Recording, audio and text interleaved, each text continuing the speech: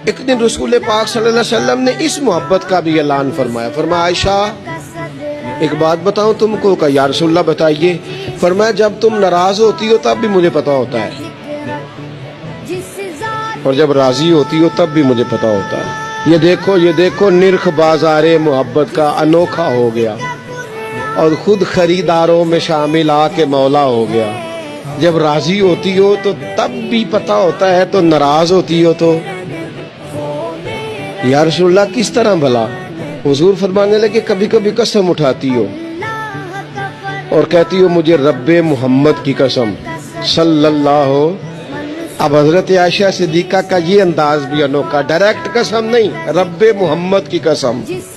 فلا و ربی کا اللہ بھی فرماتا ہے محبوب مجھے تیرے رب کی قسم. یہ اس انداز کی آیت یہ اکیلی ہے قرآن پاک. فلا و ربک محبوب مجھے تیرے رب کی قسم. حضرت عائشہ قسم اٹھاتی تو کہتی رب محمد صلی اللہ علیہ، مجھے محمد مصطفیٰ کے رب کی قسم.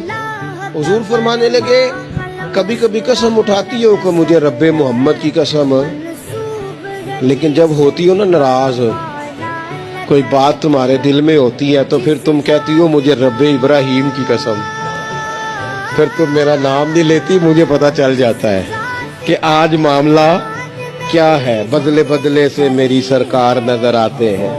اندازہ ہو جاتا ہے جب راضی ہوتی ہو تو رب محمد کہتی ہو صلی اللہ علیہ وسلم، اور جب تمہارے دل میں کوئی بات ہو تو رب ابراہیم کہتی ہو. تو حضرت عائشہ بات سن کے بڑی راضی ہوں کہ محبوب اتنا خیال رکھتے ہیں.